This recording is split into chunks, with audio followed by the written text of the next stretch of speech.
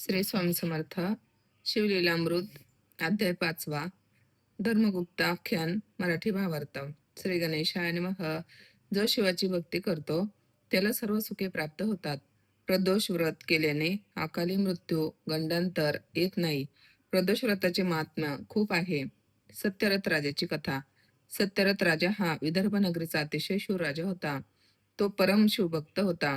राजाला एका युद्धात वीरमरण आले. ही वार्ता त्याची पत्नी इंदुमती हिला समजताच तिला शोक अनावर झाला. त्यावेळी ती गरोदर होती. आपले व आपल्या बाळाचे प्राण वाचण्यासाठी ती गुप्त मार्गाने राज्याबाहेर गेली. अरण्यातून जात असता तिला प्रसूती वेदना सुरू झाल्या. ती प्रसूत होऊन तिला पुत्ररत्न प्राप्त झाले. तहानलेली राणी तशीच एका सरोवराजवळ आली. तिने बाळाला झाडाखाली ठेवले व ती पाणी पिण्यासाठी सरोवराजवळ गेली. पण दुर्दैवाने तिथे लपलेल्या मगरेने तिच्यावर हल्ला केला व तिला खाऊन टाकले. धर्मगुप्ताची कथा. सत्यरथ व इंदुमतीचा पुत्र जो सरोवराजवळच्या झाडाखाली होता तो रडू लागला. त्यावेळी उमा नावाची एक विधवा बाई तिथून जात होती. तिने तो रडण्याचा आवाज ऐकून तिथे आली. तेव्हा शंभूंनी साधूचे रूप घेऊन येऊन तिला त्या बाळास सांभाळण्यास सांगितले. उमेचा स्वतःचा मुलगा सुचिव्रत व हे छोटे बाळ असे दोघांचे ती संगोपन करू लागली. तिने बाळाचे नाव धर्मगुप्त ठेवले. उमा मुलांना घेऊन एका नगरात गेली असता शांडिल्य ऋषींनी तिला धर्मगुप्ताची माहिती सांगितली. त्यांनी सांगितले, सत्यरथ राजाने शिवप्रदोष व्रत अर्धवट टाकून उठल्यामुळे त्याच्यावर हा प्रसंग आला, म्हणून शिवपूजा अर्धवट टाकू नये. उमेने आपल्या दोन्ही मुलांना शांडिल्याच्या पायावर घातले. त्यांनी दोघांना अनुग्रहित करून ओम नमः शिवाय या मंत्राचा उपदेश करून प्रदोष व्रत विधी समजावून सांगून त्यांना त्याचे महात्म्य सांगितले. शुचिव्रत व धर्मगुप्तने यथासांग प्रदोष व्रत केले. त्याच्या प्रभावाने त्यांचे दारिद्र्य नाहीसे झाले. आता दोघांनी तारुण्यात प्रवेश केला होता. एक दिवस अरण्यातून हिंडताना त्यांना गंधर्व कन्या दिसल्या. धर्मगुप्ताला अंशुमती नावाची गंधर्व कन्या आवडली. ती कोत्रवीन नावाच्या गंधर्व राजाची कन्या होती. तो तिच्यावर मोहित झाला. एकदा गंधर्व राजाने आपली कन्या कोणच देऊ असे शंकराला विचारले असता शंभूंनी ती धर्मगुप्ताला दे असे सांगितले होते. शंभूचे हे वचन असे खरे होऊ पाहत होते. धर्मगुप्ताने सुचिव्रत द्वारे अंशुमतीला स्वतःची ओळख सांगून विवाह प्रस्ताव पाठवला. तिने तो स्वीकारून 3 दिवसानंतर त्याच वनात आपल्या पित्यासह येत असल्याचे सांगितले. गंधर्व राजाने अंशुमतीचा विवाह धर्मगुप्ताबरोबर करून दिला. पुढे धर्मगुप्ताने गंधर्व राजाच्या साह्याने आपले राज्य परत मिळवले. शिवप्रदोष व्रताने धर्मगुप्ताची सर्व पापे दूर होऊन तो राणीसह ऐश्वर्य भोगू लागला.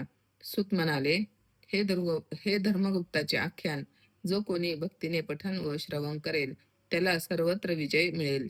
प्रदोष महिमा अद्भुत आहे. जो कोणी विधीपूर्वक प्रदोष व्रत करेल त्यांना दुःख, दारिद्र्य, अपमृत्यूचे भय राहणार नाही. अध्याय 5वा समाप्त. श्री सांब सदाशिवार्पणमस्तु. ओम नमः शिवाय. श्री स्वामी समर्थ. शिवलीलामृत अध्याय 6वा. मराठी भावार्थ. या अध्यायात सुरुवातीला भगवान शिवाची स्तुती केली आहे. भगवान शिव हे भक्तांचे दुःख दूर करणारे, संसारातील भय नष्ट करणारे आणि भवानी मातेचे प्रिय आहेत. हे नीलकंठ, गंगाधर, त्रिपुरारी, अंधकासुराचा वध करणारे आणि संपूर्ण त्रिभुवनाचे स्वामी आहेत. त्यांच्या गुणांचे वर्णन करणे कोणालाही पूर्णपणे शक्य नाही. भगवान शिव अत्यंत शांत, निराकार आणि निर्मळ आहेत. जे भक्त संसारातील इच्छा घेऊन त्यांची भक्ती करतात त्यांच्या इच्छा भगवान शिव पूर्ण करतात. पण पुढे त्याच भक्तांच्या मनात वैराग्य निर्माण करून त्यांना परम शांती आणि मोक्षाचा मार्गही दाखवतात. सोमवार, शिवरात्र आणि प्रदोष व्रत श्रद्धेने करणाऱ्या असंख्य स्त्री पुरुषांचे कल्याण झाले आहे, अशी या कथेत महती सांगितली आहे. यानंतर सीमंतिनीची कथा सुरू होते. आर्यवर्त देशात चित्रवर्मा नावाचा एक अत्यंत पराक्रमी आणि पुण्यवान राजा होता. तो प्रजेची आपल्या मुलाप्रमाणे काळजी घेत असे. भगवान शिव आणि भगवान विष्णू यांचा तो मोठा भक्त होता. राजाने अनेक नवस आणि प्रार्थना केल्यानंतर त्याला एक अत्यंत सुंदर कन्या झाली. तिचे नाव सीमंतिनी ठेवण्यात आले. सीमंतिनी इतकी सुंदर होती की तिच्या सौंदर्याची तुलना कोणत्याही स्त्रीशी करणे कठीण होते. तिचे मुख चंद्रासारखे सुंदर, डोळे कमळासारखे आणि तिचे व्यक्तिमत्व अत्यंत मोहक होते. ती अनेक कलांमध्ये निपुण आणि अत्यंत बुद्धिमान होती. तिच्या जन्माच्या वेळी ब्राह्मणांनी तिची कुंडली पाहिली. त्यावेळी एका ब्राह्मणाने सांगितले की ही मुलगी भविष्यात पृथ्वीची स्वामिनी होईल आणि 10,000 वर्ष राज्य करेल. हे ऐकून राजा खूप आनंदी झाला. त्याने ब्राह्मणांना भरपूर धन, वस्त्रे आणि दागिने दिले. परंतु त्याच वेळी एका पंडिताने एक दुःखद भविष्यवाणी केली. त्याने सांगितले की सीमंतिनीच्या 14व्या वर्षी तिला वैधव्य येण्याचा योग आहे. हे ऐकून राजाच्या पायाखालची जमीनच सरकली. त्याला फार मोठा धक्का बसला. मात्र त्या ब्राह्मणाने पुढे एक उपाय सांगितला. भगवान शिवाची भक्ती आणि सोमवारचे व्रत केल्याने तिचे सौभाग्य वाढेल.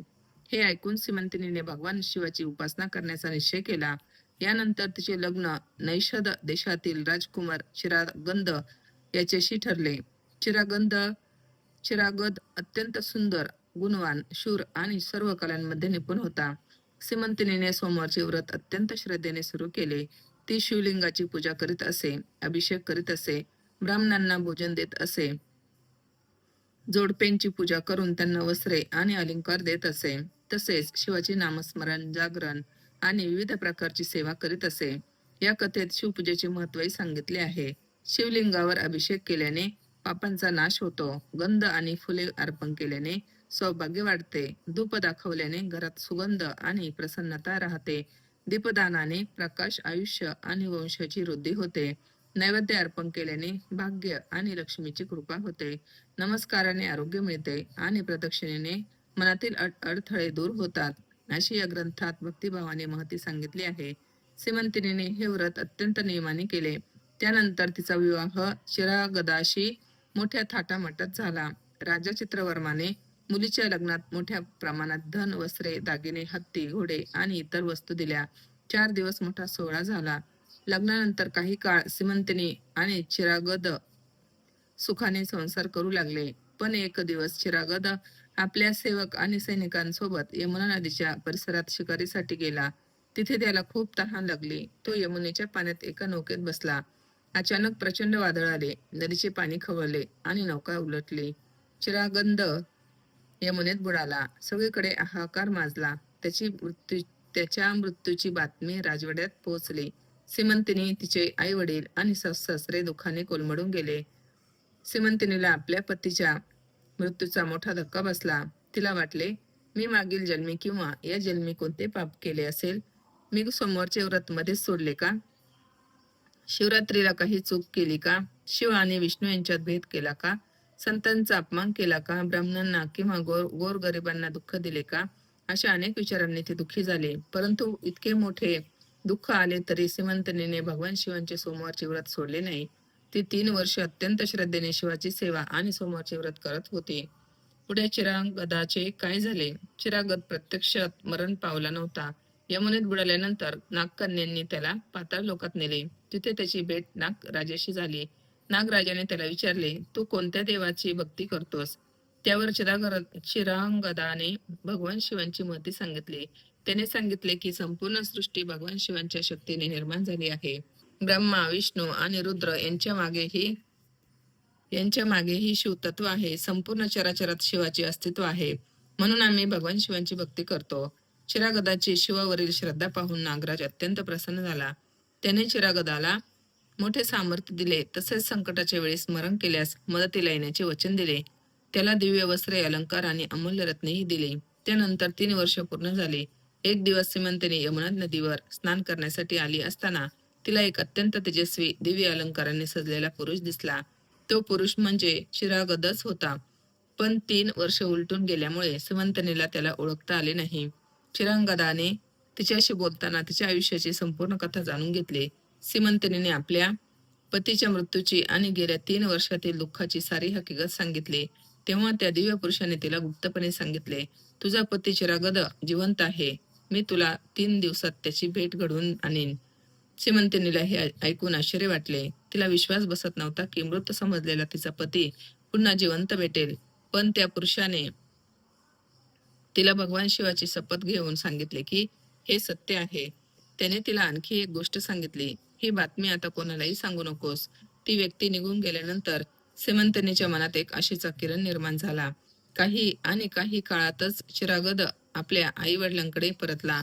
त्याला पाहताच त्याच्या आईवडिलांना आणि श्रीमंतनीला जणू मृत व्यक्ती पुन्हा जिवंत झाल्याचा आनंद झाला.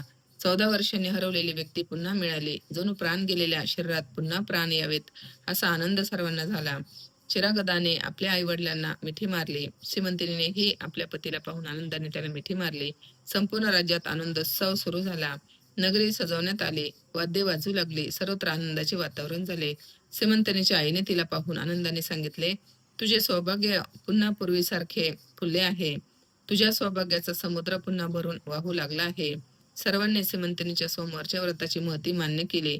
तिने केलेल्या सोमवार व्रतामुळे तिचे सौभाग्य परत मिळाले, अशी या कथेत श्रद्धेने सांगितलेली फलश्रुती आहे.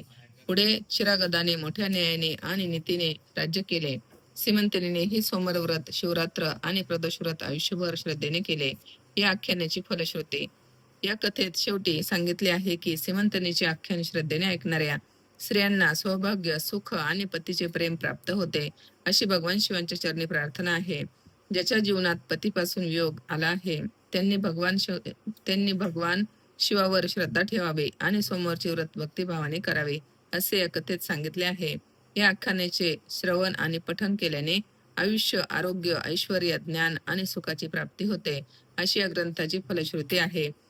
शेवटी ग्रंथकार म्हणतात की श्री शिवलीलामृतातील हा अध्याय अत्यंत मधुर आणि भक्ती वाढवणारा आहे.